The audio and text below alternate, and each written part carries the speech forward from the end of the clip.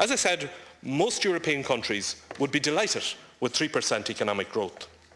There are problems in the Irish economy, but there are also a lot of positives. Growth is no longer driven by export of goods, but recent trade figures show growth in service exports of 16%, albeit from a low base.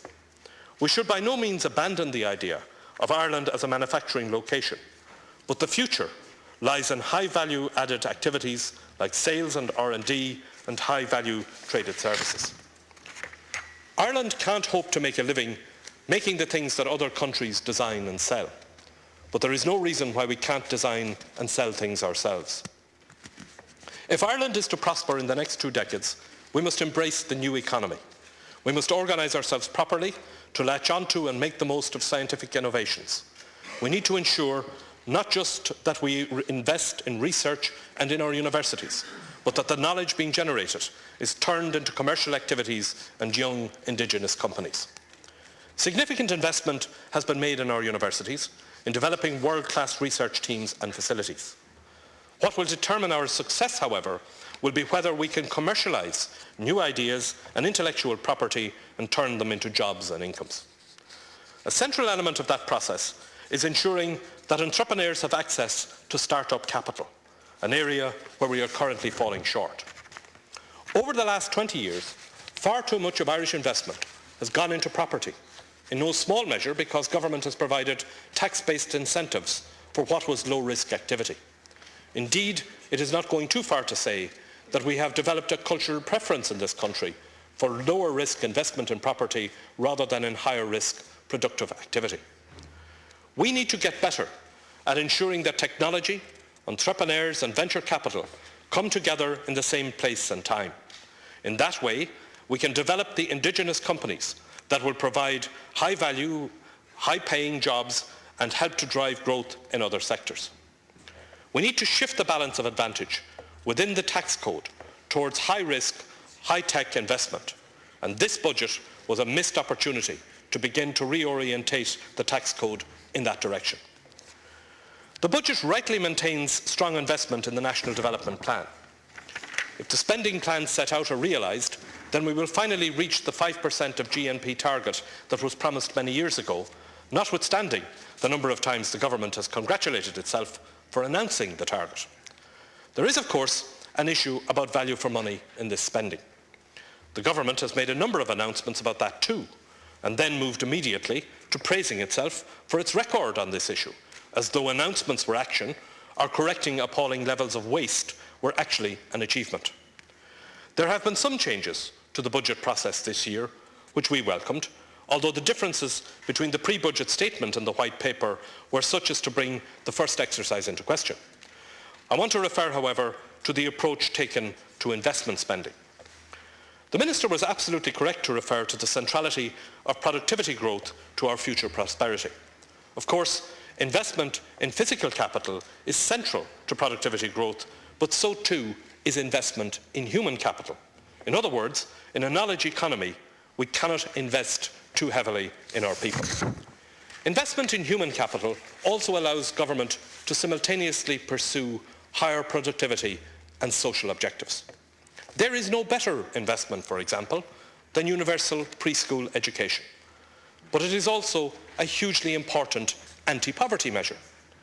Labour has repeatedly called for this basic provision for our children. It is not expensive in the greater scheme of things and could be implemented over a number of years. And against that objective, just how disappointing is the £150 per week increase in child benefit which is provided for in this budget. It is disappointing then that in drawing up this budget, the Minister has adhered to the old-fashioned distinction between capital spending and current spending in deciding what is and what is not investment. I welcome the additional spending on school buildings, but there is very little real extra money to run the schools we have. Before the election, the government promised to double the capitation payment to primary schools. It could and should have done so this year because the cost is minimal, but the long-run advantages are enormous. Investment in human capital must begin with the basics, with children being taught in small classes, in high-quality buildings, with decent backup services and resources for those who need extra help. Sometimes it is the small, unglamorous investments which are of most significance. The biggest threat to our long-term prosperity is not the budget deficit or the balance of payments deficit, it is the skills deficit. We cannot afford to continue with a situation where 165,000 adults under 35 don't have a leaving cert. We need a determined programme of investment in training and upskilling and a corresponding shift in our work culture to achieve it. I believe, for example, that everyone who leaves school should benefit from a third-level education, whether that be at degree level, post-leaving certificate course or other suitable form of education. This budget should have made a start by eliminating fees for part-time students who don't already have a degree. Again, a modest but affordable measure. We also need to look at targeted measures to improve skills in key areas.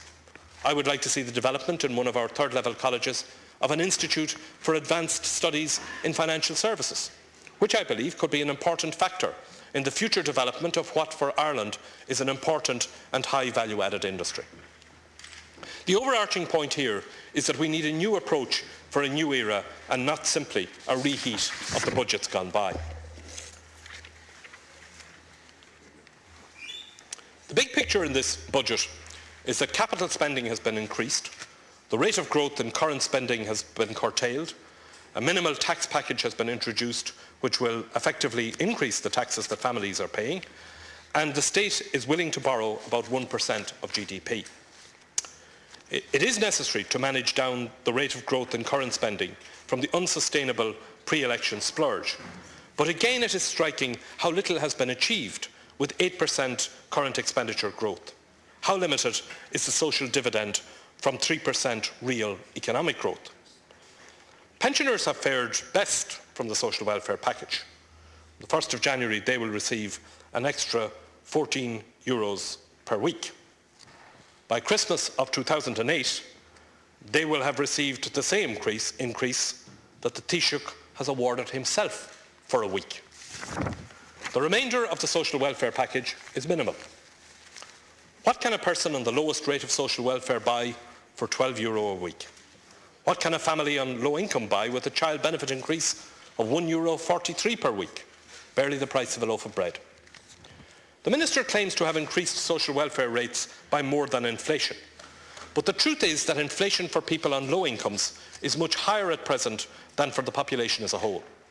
This is because the price of basic foodstuffs like milk and bread is being driven up by increases in world commodity prices, particularly the price of cereals. The UN Food and Agriculture Organization predicts that these high prices will be a feature of world markets for the foreseeable future.